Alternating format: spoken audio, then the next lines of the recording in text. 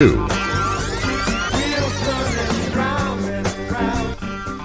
the Weekend Review. Welcome to the My Michelle Live podcast.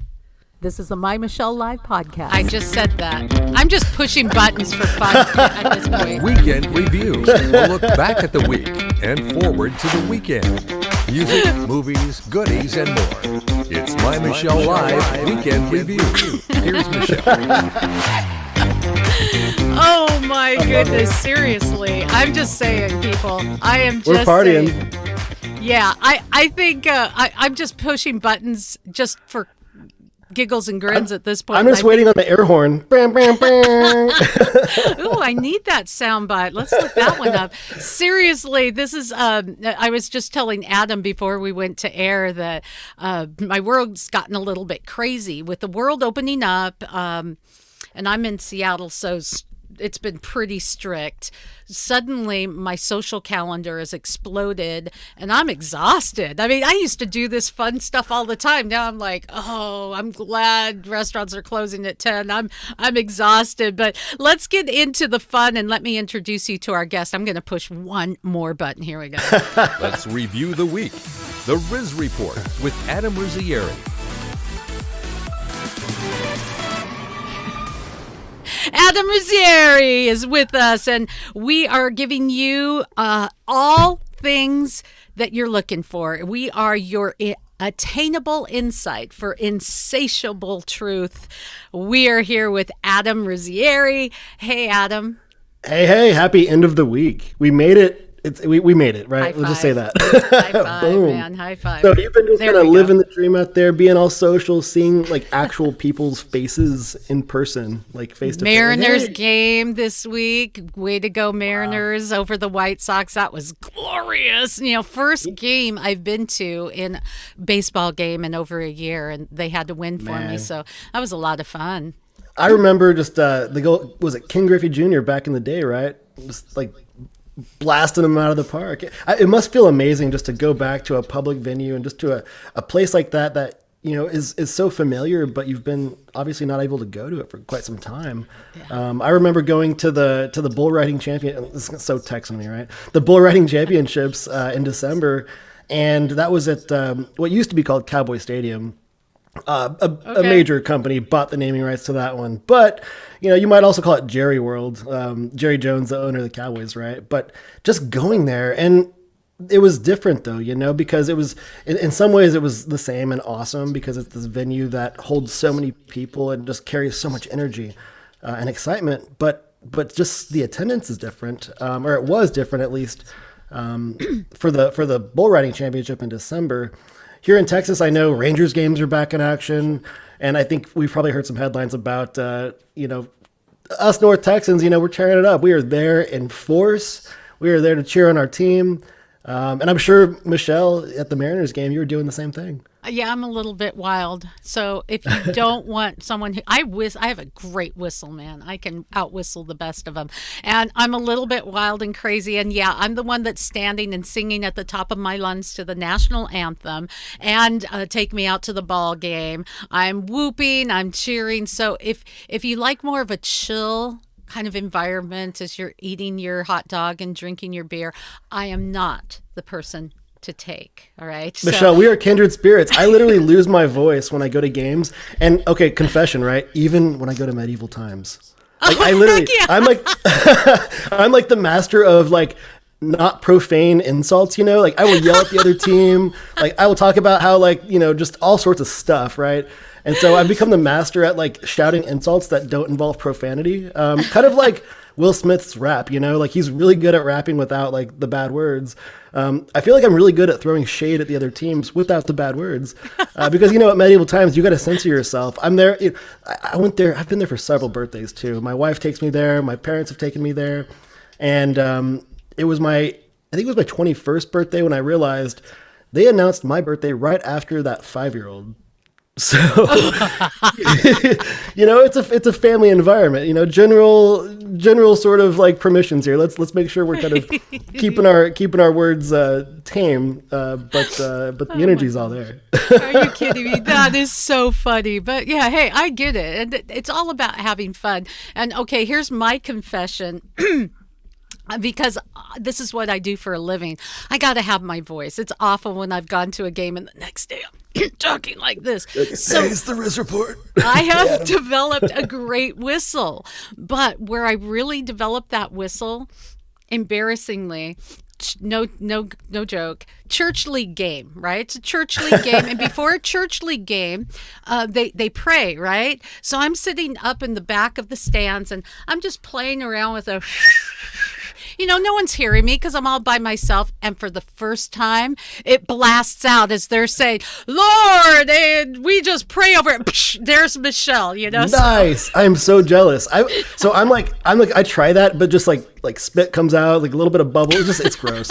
I've tried for years, and I'll have to watch another YouTube video or something and just ask you for some good advice. There you go. You just keep practicing, and if you do it during prayer time, it works really well. Sorry, I just offended I don't know how many of my friends listening right now, but you've met Praise me, Jesus. people. Thanks for the help. You all have met me. You know this. Things go a little wonky with Michelle. As we look at week in review, there's just, man, the news never stops, and it's so good to be able to look at it because as we were talking before the cameras were rolling, it's almost seeming like a badge of honor if you post a news story or a question or a comment and it gets whitewashed because it's like, oh, okay, maybe I'm on the right track. I don't know.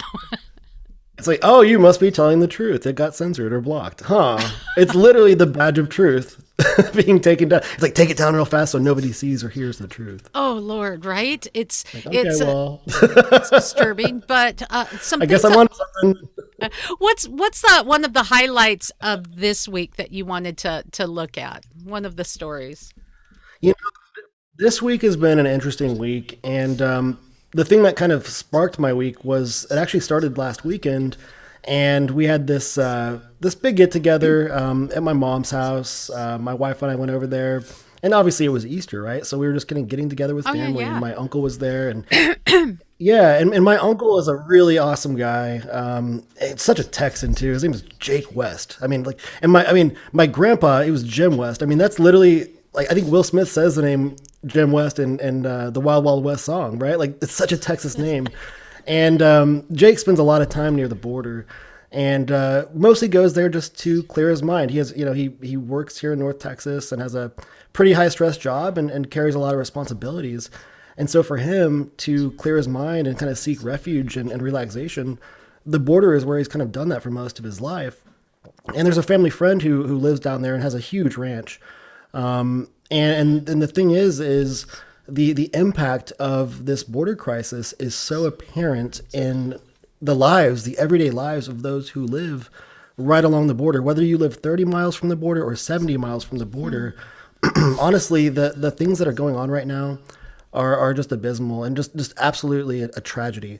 And so that's kind of what kicked off my week, was just awareness of some of the things that Americans are dealing with. And of course, also what these migrants are dealing with as well, just at a personal perspective. It's crazy, Michelle, to kind of just hear some of the real stories, not the stuff that you hear on the news, but to hear some of the real stories of ranchers and listening to people say, hey, this year we're in a helicopter to survey our property. We're looking at the fence line. We're just kind of seeing what the general condition of our livestock looks like as well.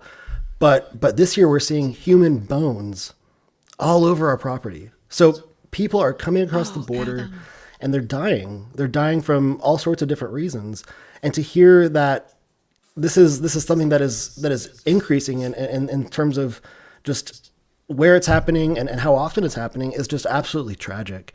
So, kind of hearing that story just sparks a lot of, yeah, it's unreal, Michelle. There was this one rancher that I was reading about, and this is a guy that has about 49,000 acres along the border.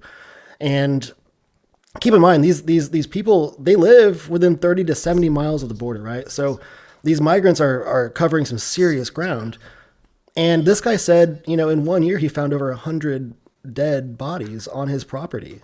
And what they do from that is they call Border Patrol, they alert the authorities, let them know what's going on.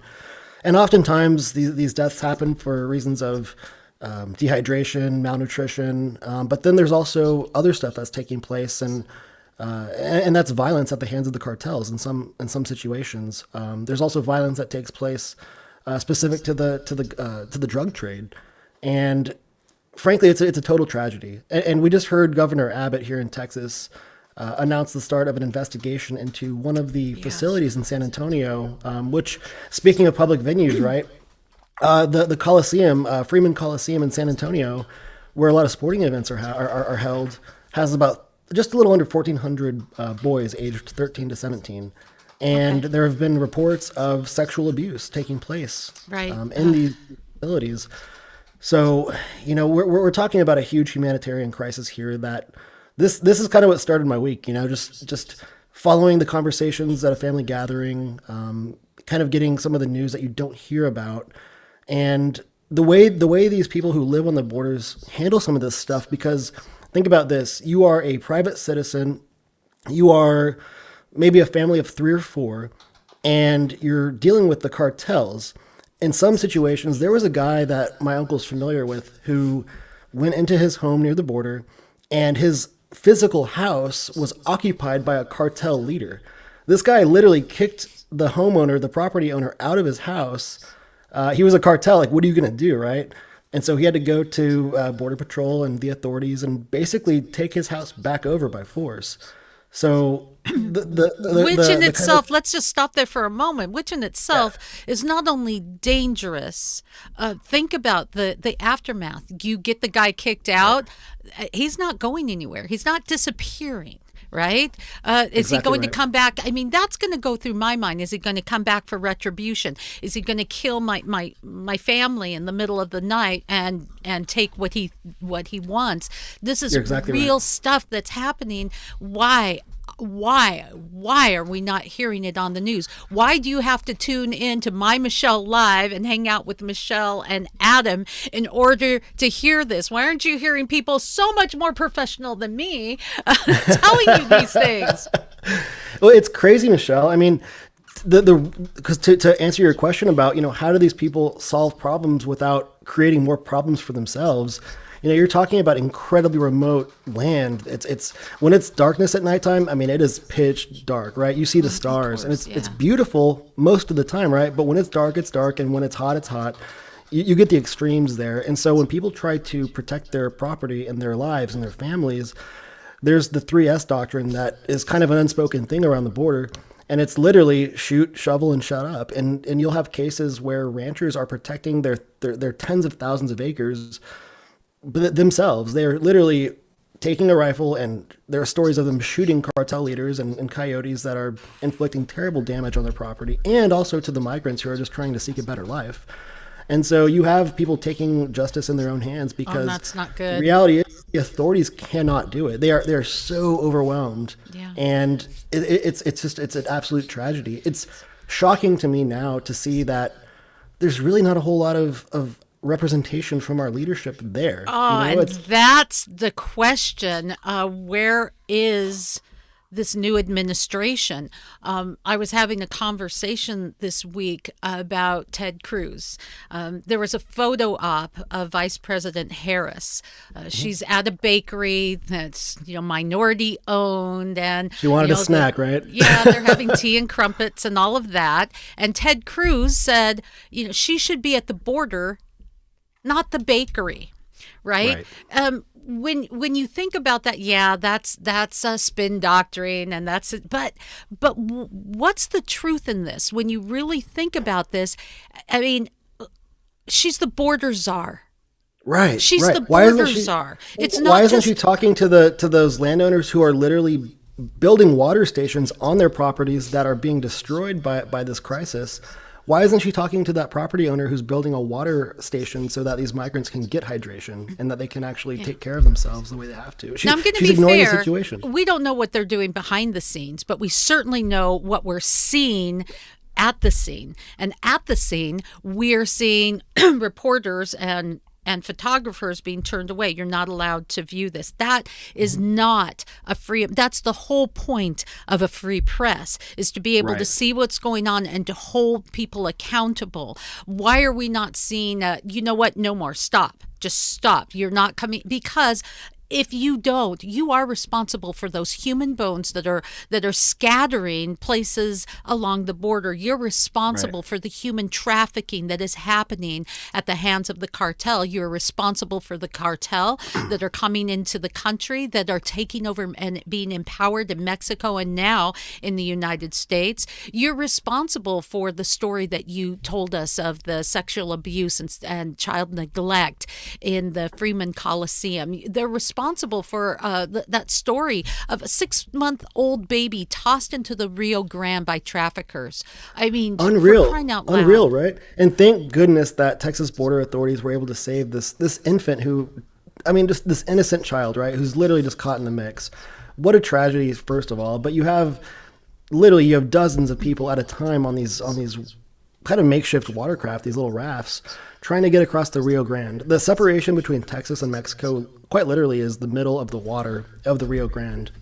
And so, you have these coyotes that all they care about is getting their $3,500 per person.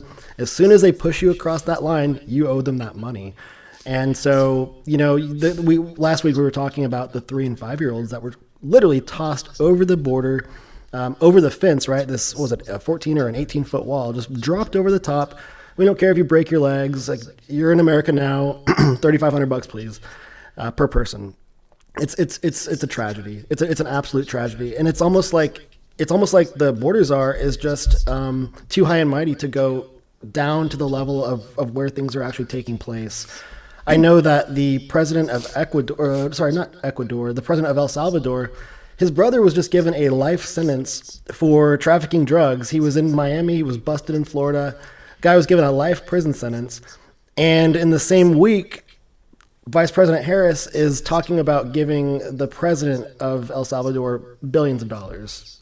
So, is that a payoff for locking his brother up? I mean, what's really going on? What's really going on? Why aren't we actually dealing with the situation kind of where it is a crisis? Of course, diplomatically, we can find ways to sort of limit the flow of migrants to the border, and working with Mexico is a huge part of that. But it's like she's trying to avoid the bad photo op, right? Or just trying to avoid, I don't know, the bad perceptions that might come from it, or just generally diminish the situation for what it is, which I think cannot be diminished. We're talking about lives here, and not just like a few lives, but like thousands. 1,370 boys at the Freeman Coliseum in San Antonio currently, potentially suffering from sexual abuse, also malnourishment. These kids are not being fed 3 square meals a day.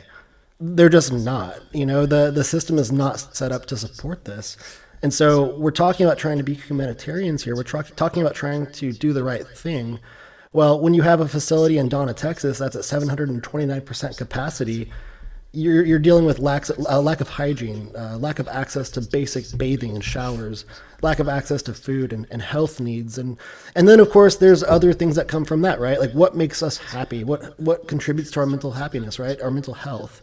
Well, recreation and comfort and all the things that we need to be happy on a daily basis. These poor human beings are not being allowed that sort of reality. And this is what I want to challenge our thinking on. I am all about kindness, showing kindness, being humanitarian. But this is what happens when our kindness turns to cruelty. Truly, because we're not putting boundaries into place. When we have boundaries in place, sometimes it's more difficult to get into the country, but it's safer, and we can document people, and we can know that they're safe. We can know that they're well. We can avoid funding the cartels and empowering them, and all of these things that go with it. Our kindness has turned to cruelty, but many of us are afraid to say anything because, again, we'll get canceled. We can't say it on social media or post news stories because it gets taken down. And you're called a racist. If you don't want people being raped and murdered and taken advantage of at the border, somehow you're a racist. And it's an awful lot like what we're seeing with the voter integrity laws, Adam. Oh my goodness. The voter integrity laws are just crazy. And race is really being used as a political tool here. There was and I love what the niece of Dr. Martin Luther King Jr. contributed to the conversation. Dr. Alveda King, she was really pushing back on the claims that these new election reforms are anything like Jim Crow. I mean, this is an amazing person here. When I say Dr. King, I'm referring to Martin Luther King's niece here. She's an amazing person who actually lived through Jim Crow laws. She lived through attacks on her house. She lived through some of the worst things that American history threw at any group of people, in many ways. And so she thinks it's absolutely ridiculous to say that there's a problem with voter ID. Like, what is? I have to use it. I have to have an identification to drive a car, to travel on an airplane, to open a bank account, to do most things as a person, right? As a human in society that has rules and precautions and things of that nature. Dr. King was just basically saying it's absolutely ridiculous to say that these new election reforms are anything like Jim Crow. Come on, it's insulting. You're basically saying, I'm sorry, people of color, y'all are just not smart enough to be able to, or literate enough to go and get yourself an ID card. You know, the argument is that the if reality you're, of Jim Crow. Well, I was just going to say that the idea is that if you're really poor, it's not easy to just, get in your car you don't own and drive across town, and it can feel expensive. There's times where money is so tight, the $20, excuse me, allergies. It's the season, right? All right? Yeah. The $20 to get your ID card, that could be feeding your family. So I don't want to admit the truth of what can be a challenge for people. But you don't say, oh, you don't need voter ID. What you say is, let's make that easier. Let's make sure that it doesn't cost to get you. If you need a voter ID, then maybe you shouldn't have to pay for it. Maybe that is one thing that the government should pay for. Maybe we should be able to have those stations at reasonable places where people can walk to. That's what we should be looking at. Not, we shouldn't have, that's racist. Come on. Without question. And Dr. King pointed out that in many jurisdictions, many states, you can get an identification for free. There are different forms of state-issued ID that are not driver's licenses that people can have access to. You don't have to take a driver's test. You don't have to have a driver's license. It can be just an official ID. And I think that that's more than real. It's reasonable, right? It's any person that we can trust to vote. It's really not a big hoop or a big effort to go through the process of getting a free identification. There was a time where I would rack up IDs. I still have all my old student IDs that I had when I was a kid. Maybe I'm just a nerd. Maybe I'm a little weird. I don't know. But, to have these IDs, it's just it's really not a big deal. It's truly not a big deal. It's absolutely nothing like Jim Crow. And frankly, it's insulting to anyone who lived through the reality of Jim Crow laws. And so, this is all about kind of bringing more integrity to the election process. This past election, was there so much rampant, widespread voter fraud that might have changed the outcome of the election? Probably not. We don't really know. But I will say that the Texas Attorney General recently just testified that the election fraud cases right now are higher than our historical average by a long shot. And 80% of these new cases concern alleged mail ballot fraud. So, I think that it's okay to ask questions about the integrity of our elections. We should ask questions about the integrity of our elections every time, because there are small jurisdictions where it really does matter. Maybe not the presidential election, but certainly those smaller jurisdictions, those towns, those school boards. There are places where every single vote, everywhere, every single vote counts, right? Of course. But there are certain elections where a few votes kind of dictate what the outcome is. Literally, contests that are won by just a few.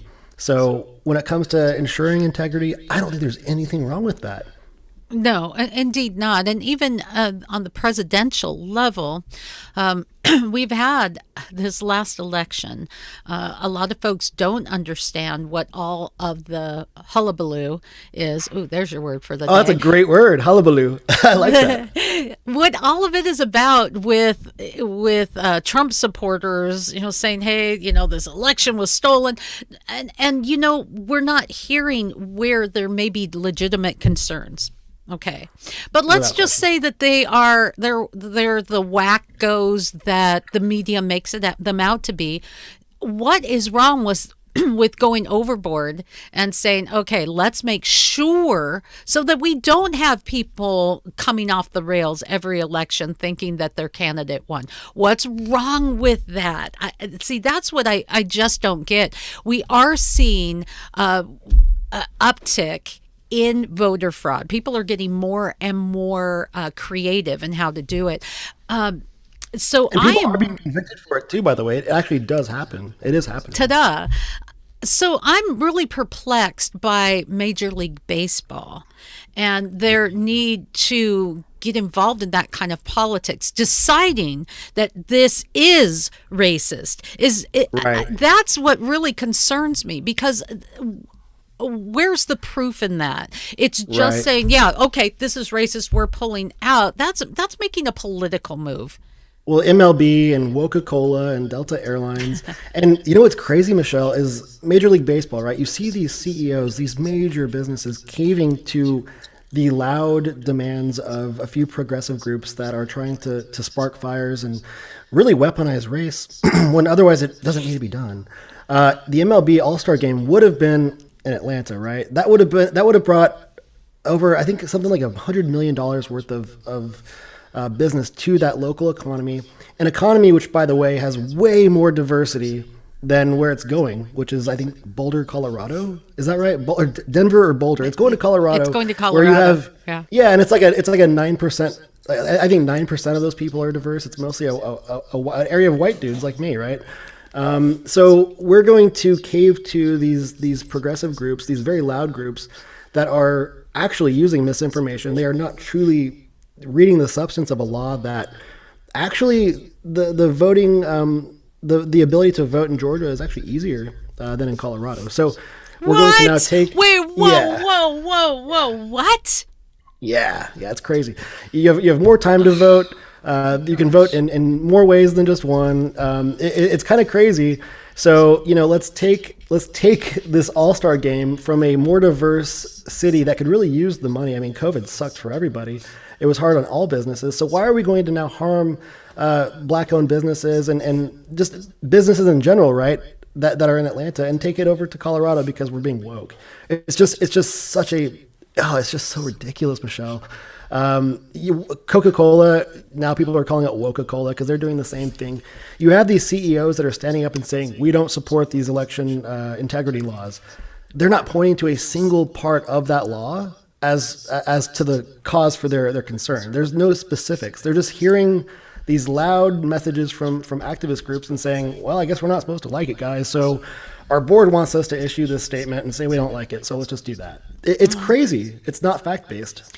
No, it's not fact-based. And here we are benefiting, as you said, more affluent statistically area than in Atlanta. And, that's what happens when we are emotion-based instead of fact-based. When we don't debate issues, we just cry out and overtake other voices. That's what happens. I wonder, we're talking about huge companies too, right? These companies have diversity of thought, and it's not just a bunch of white dudes that are conservative or libertarian or center, right? You have groups now within these huge companies that are basically being kind of forced into these hostile work environments, and they're being forced to kind of find little alliances and kind of group up in different ways that are not really, they're not doing it for any other reason other than I feel safe to have a conversation with these people because those people over there are saying some really crazy stuff and there's actually no facts behind what they're saying. Like you're creating a hostile work environment for your diversity of thoughts and individuals who work for you. These companies that have thousands of people. I feel terrible for some of those folks that work for these bigger companies that don't align with some of the woke, ridiculous statements that are coming out of their leadership. How do they speak up without harming their ability for upward mobility and promotions and that big bonus that's coming at the end of the year? They can't. They just can't. Yeah, sorry. Diversity is just not, it's not cool anymore. So, real diversity, this kind of fake woke diversity. Yes. Think it through, people. I don't care what side of an issue you're on. We need all of those sides. Those sides are important. If you think differently than me, I need you. You help sharpen what I believe. Help me to curb where I'm off because I'm not perfect, obviously. We need that. I've often used this Bible verse on the show, Adam, as iron sharpens iron, so one man sharpens another. And you keep sharp when you have that. But what happens when you're sharpening iron? Sometimes sparks fly, right? And that does happen. Right. It's okay. I mean, I know you have the most beautiful wife on the planet and you're crazy about each other. It just shows. It's really cute. But, it's once in a while sparks fly and not always the good ones. But because you weather that, because you get through that, you're better for it. And in the same way, we are married together here in the United States. We need the other side of the story. And that's where it leads into COVID for that conversation this week. We were speaking this week about some of the other issues. And we often do that with COVID because we're not hearing everything. If you post something about some concerns about vaccines on social media, it can be instantly taken down. We had Dr. Stephen Hotze with us, and you may know him. He was with us this week, and he's bringing some facts, a lot of facts, that we don't hear. We hear about masks, and now we know that masks really don't do a whole heck of a lot.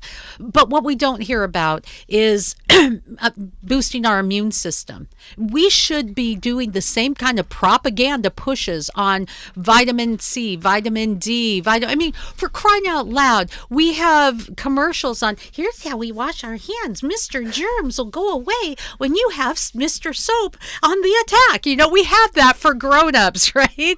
Why don't we have vitamin C, vitamin D, vitamin E, zinc, magnesium, boost those things up, cut out sugar, get out and exercise? We don't have that. What we have is vaccination centers, and vaccinations will save us. And if you get a vaccine and you make that choice, I'm all for you. But just this week, Adam, I went to a Mariners game. Whoop, whoop. Yeah. And I'm walking by the stadium. Now, our T-Mobile Park, which is where that's a baseball stadium, is right across the street from where the Sounders and the Seahawks play. And that's called Lumen Field now. It used to be CenturyLink Field. So as I'm walking back before the game, Lumen Field is where people are going in now and getting their vaccines, right? There at the WAMU Center.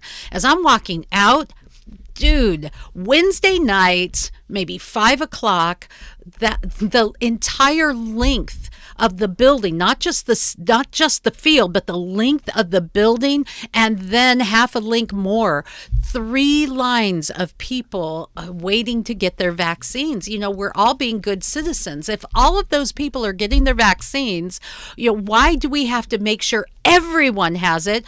What happened to the science of herd immunity? All right, I've opined. It's all you. Wait, Michelle, what's science, right? Like, what's science? I guess it's whatever YouTube tells us nowadays. I mean, it's whatever the mainstream media wants us to believe. That's science.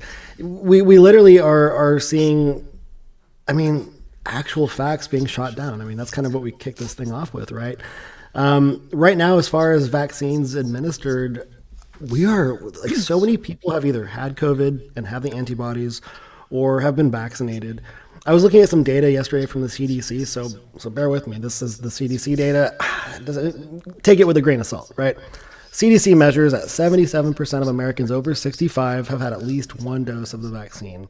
43% of Americans over the age of 18 have had at least one dose of the vaccine, which, by the way, you just need one dose. The booster just kind of makes it a little bit stronger, they say. A third of the entire U.S. population has had at least one dose of the vaccine. That's 112 million people. So over a third of the country has had a vaccine. Presumably, about the same has actually had the virus too, or so. Quite a few people. So, I think it's really kind of crazy to think that, okay, well, I've had, like in the case of my business partner, had COVID itself, got the vaccine, but I still have to wear a mask. Why? Exactly. What's that mask going to do? Exactly. It's not even a KN95 mask. Basically, you just need to cover your nose and mouth, like visibly, like I call it like the face bikini. I wear it like a chin strap, and it's not doing anything. I mean, I guess the good thing about the mask that I've been wearing is it allowed my wife to bust out this new sewing machine that we got, which we're really excited about because we're making all sorts of cool stuff. And just test it out, right? One of the first things that we did with it was make a couple masks, and it was pretty cool. Now all the rage is this embroidery machine that we got, and I'm going to embroider freaking everything. It's going to be awesome. But like kind of getting back to this COVID thing. I mean, Michelle, it's weird to see these huge public venues being taken over. And I was talking to a doctor literally this week. And this was a doctor who was in his early 60s, and he was basically saying, you know what, I am personally not excited about the vaccines. I'm not going to get one anytime soon. I want to see a little bit more science behind it. I want to see more data behind what we're seeing here. Contrast that with a different doctor that I spoke with last week who was just like, yeah, whatever vaccine you can get access to, just take it. And I was just like, what? What? Because I read things about the AstraZeneca vaccine being different from the Moderna vaccine, being different from the Pfizer vaccine, being different from the Johnson & Johnson vaccine. So if I'm going to put a needle in my arm, I would like to know what the implications are going to be. Right? Like, I want to know. I have a person who works for me. She had 103-degree fever at the end of last week. She had to go to the emergency room after her second shot because her fever was so bad. That's kind of scary. My business partner is a guy who goes 150 miles an hour. I mean, this guy travels the world. He's one of the most international people I know. He grew up in Dubai. He had his second shot this week, and man, that guy was going like, maybe he was in a school zone as far as his speed. I mean, he was moving slow. So, like, when you have one vaccine that has like a 66% success rate, and another one that has a 99% success rate, and you have one doctor who's saying, yeah, take whichever one you can get, and another saying, I'm going to wait a little bit and see what the science tells me. I mean, also kind of noting just all the people that have either had the vaccine already or have had the virus and have the antibodies. What's the rush? What's the rush question at this point? I'm in my we'll say late-ish 30s, I guess, and I go outside every weekend. I'm outside daily. I'm physically active for the most part. Sure, I'm a digital marketer. I'm an internet nerd. I surf the keyboard for the most of the week, but I do things to stay healthy. I eat well. I take vitamins. I get exposure to vitamin D. I eat mandarins like crazy. I love vitamin C. So yeah, what's the rush? Like I'm not hurrying towards it. And if I'm somebody who has an autoimmune deficiency, I mean, shoot, really, what's the rush? Well, and if you do, you should be able to say, this is not for me. What happened to my body, my choice? I mean, in this case, that's exactly what it is. My body, my choice. I even think, we get that phrase from the abortion debate. There's even less of an argument there because it's not just your body. You're literally killing someone. The thought is if you don't get a vaccine, you might give someone the COVID virus. And if you get that, they have a 99%, 98, depending on, we'll just go to the lowest statistic. They have a 98% at least chance of survival and thrival, right? So corona. Abortion, that's a 100% chance, or we should say 99.9 because there are some abortion survivors, right? Of surviving. Right. So when you say my body, my my choice. What happened to my body, my choice? It just does not make sense at all. People are making billions. Hello, Bill Gates. You're making billions from this. Fauci has ties. You look at all of these people pushing it on us. Look at where they have their investments and go, wait a minute. Can we get another POV here? I'm just asking. And then ask yourself why less than 9% of the $6 trillion that have been shelled out for COVID have actually gone towards COVID directly. Yeah, can we talk about the money? Let's just talk about the money for just a moment. This is good to talk about and to listen to because, folks, we don't hear this. It should just be a graph on the evening news, just, here and there, just saying, hey, you guys, this is what's going on here, just to keep you in the know, but you're not getting No, not at all. It's because they don't want you to know what the effects are going to be. So far, the $6 trillion stimulus towards COVID, this is going to cost $17,000 per person, or about $70,000 per family in the U.S. That's debt that we got to pay back. So where is this money going? I mean, with less than 9% of it actually going towards combating COVID directly, that basically means that less than 9% is going to shots in the arm, less than 9% of it is going towards cleaning and things of that nature. $500 billion, about 27% of the $6 trillion number. I mean, gosh, 6 trillion, that's like monopoly money. It doesn't even sound real. That's so much money. I cannot count that high. $500 billion is going to state and local governments, some that don't even need the money, nor do they even request it, which, that's kind of different. $400 billion, about 21% of this stimulus is going towards policies that reduce private sector employment. For example, why would we want to do anything to reduce private sector employment? Why are we trying to boost the size of the government? Why are we trying to make the bureaucracy, the administrations bigger? Well, it's because we want to impose more regulation. We want to have more abilities to control the population, control what they're doing, and to control the market. Yeah, think about this. That's craziness. And that's just part of it. There's museum and library services that are getting money. National Endowment for Humanity, National Endowment for the Arts, which under lockdown you can't enjoy really anyways. But right. And then there's that $12 billion going to foreign governments, and even there were tens of millions of dollars were going to Pakistan for gender education. What does that have to do with COVID? What? Wait, what Twilight Zone am I living in? What? Yeah, it's insane, right? Yeah. Like, think about what that money could do if it were actually invested and not just like burned, but if we invested that into our I don't want to say our government, but into our economy, into our future. If like the infrastructure bill, right? So little of that was it budget like 6%? Yeah. So like such a small sum of that money actually went to roads and bridges and infrastructure, power lines, and firming up the poles and wires that carry our internet signals. And like, I was listening to another radio host the other day, Michelle, and he was talking about our investment in some technology that's designed to prevent asteroids from hitting the Earth. Basically, this is technology that's designed to sort of like protect the Earth overall from space objects.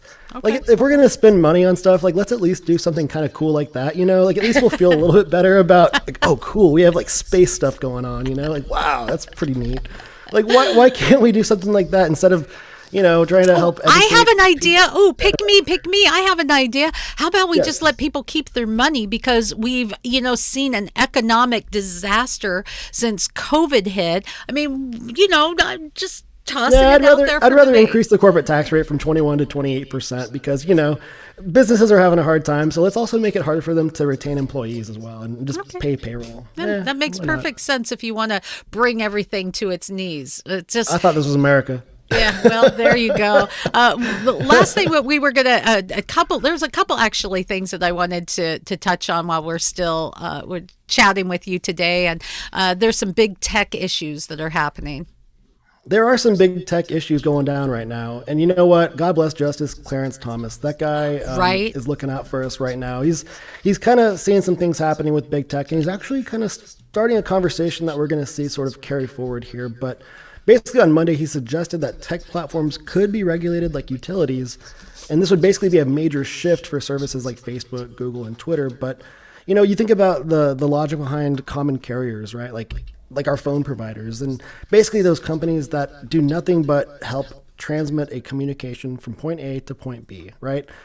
Well, Michelle, what do you think about Facebook and Google and Twitter? I mean, that's basically a user casting a message from point A, being the user, to point B, being their following or the public or whomever. So, if they are truly common utilities, then it's discrimination and not okay for them to decide who can transmit a message. If that user chooses to transmit a message that is illegal or terrible, that's on them, and they will have repercussions for it. But it's not up to Facebook and Twitter and Google to make those decisions. But they have been.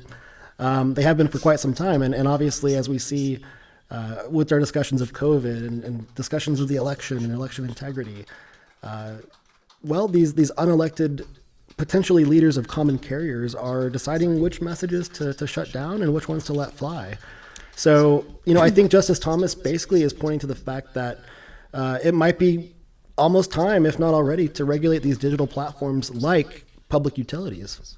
Yeah, there's, as a private business, Facebook can do whatever it wants. Okay. But there really isn't a lot of consistency. Who's tossed off for what reason, how long they're tossed off, what's taken down, even if it's documentable, just because you don't like it or it offends you does not make it dangerous or fake. Right. And why are we afraid of fake news? Just dig into it and disprove it. You don't have to shut it out altogether. So, we really do, and I do believe that we will see some changes there and some tightening. Understand, in some realms, I think there's some nefarious people who are nefariously do-gooders who want to get the right message out there, and I'm trying to change the world. They're just going about it wrong, and it doesn't work. So I really think that we're going to get to a point, Adam, where we're saying, okay, wait, we need to find some balance here. Sometimes it happens, it takes until the tables turn and suddenly what you think is right is being shut out before it becomes alarming. But when one voice is shut out, all voices are in danger. Very much so. And when you have a Supreme Court justice like Justice Thomas issue a statement like he did this week, legal scholars really start to take notice in a very different sort of way. They start to really kind of think about what is going to follow here. And also, too, these companies, for them, hopefully it's a little bit of vision, guys. It's like, hey, this is what's coming. This is how we've been acting. Facebook as a business has been trying to take good faith efforts as a private company to try and do the right thing. But, I mean, Facebook's a fairly big company, but it's still controlled by one person, and that's Zuckerberg. Interestingly enough, though, Twitter's made no efforts and really kind of expressed no desire to try and do the right thing when it comes to decision making and basically making these decisions that decide who, how, and when to shut people down or to lift them up. So, we saw Facebook also in Australia try to work with the government proactively to, I think, probably to protect their business. Honestly, they're like, hey, listen, guys, we see a lot of smart people at Facebook. They're like, hey, listen, guys, we see what's coming. There's really no way to avoid it. Let's make sure that we at least have some sort of influence over what the actual outcome is, so that we protect ourselves as a business. Twitter, though, they're not even trying. And I'm not quite sure why. Maybe it's just they don't have quite the vision that Facebook's team has. Maybe I don't want to say that they're not smarter than the Facebook team, but they're obviously very different as a company. And so I think it'll be really interesting to see how the market and how the government kind of recognizes these weird realities of a private company that starts to sort of obtain the power of a de facto government when it comes to the control of information. Yeah. There is no, yes, there are competing concepts to Facebook and to Google and to Twitter, but are they comparable? Justice Thomas made this point about, if you control the roads, the people who commute on those roads have another choice. They can walk on the sidewalk, or they can row a boat. They can go a roundabout way to get from point A to point B. These mainstream digital platforms really are so dominating and so powerful that there's no comparable substitute to them. They really are the only choice when it comes to influencing major populations. And so it'll be really interesting to see kind of how the courts kind of, I guess, negotiate these huge questions about Are these guys utilities? If so, what parts of them do we regulate? Do we regulate all of them? Do we regulate just parts of them, like, the pieces of Mr. Potato Head? Or sorry, I can't say Mr. Potato Head anymore. The pieces of Potato Head.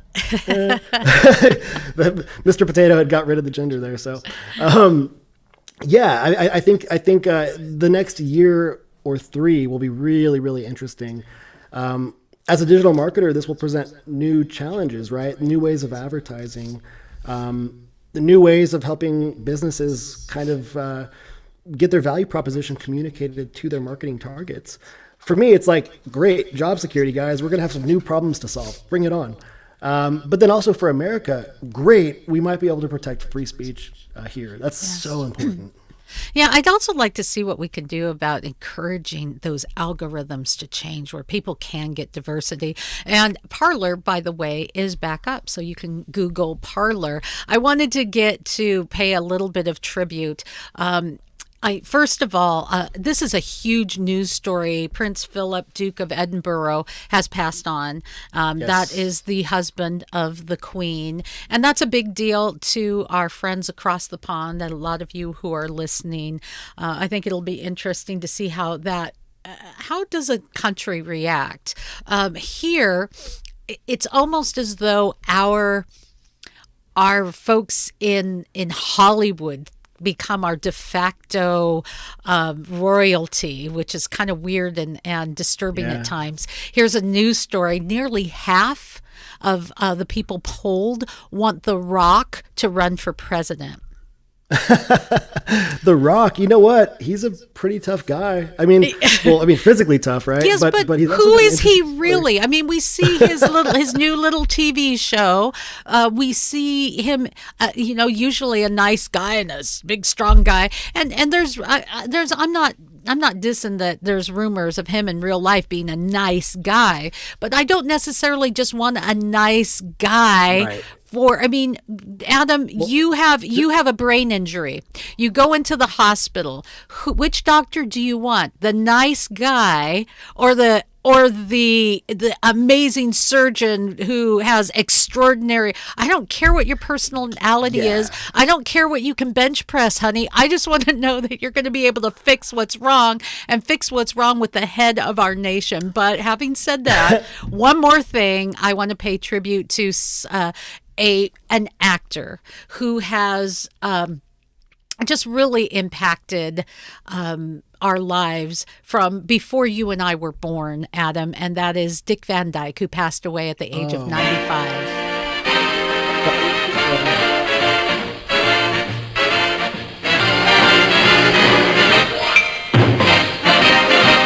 The Dick Van Dyke Show. That's a little bit of the music from the Dick Van Dyke Show. Absolutely, yeah. Dick Van Dyke passed away, and man, from, I don't know, Chitty Chitty Bang Bang.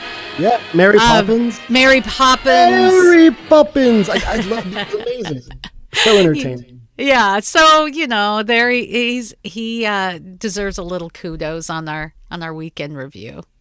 Without question. And God rest their souls and thank them for their contributions to our societies and our lives. And shoot, I grew up with Dick Van Dyke, I know. And the reruns and I think I can't think of anything that he was in that wasn't family friendly and left you feeling pretty good. Recently, Night at the Museum he was in. There may have been some things here or there, but. Remember in Mary Poppins that musical setup he had? Like he had like a drum and like a harmonica and like cymbals and yeah. Like all attached to his body. He was like this crazy one-man band in there. I love to it was just amazing. Just so good. He was great. So yeah, Dick Van Dyke. Man, it's always fun. I always so look forward to this segment because we have a blast, and this is what it looks like when you really get to talk about stuff, right? So Adam Rizzieri is a Chief Marketing Officer at Agency Partner Interactive, and he is our friend that we get to hang out with as we go into the weekend. Adam, hey, thanks, man. It's always good to connect with you.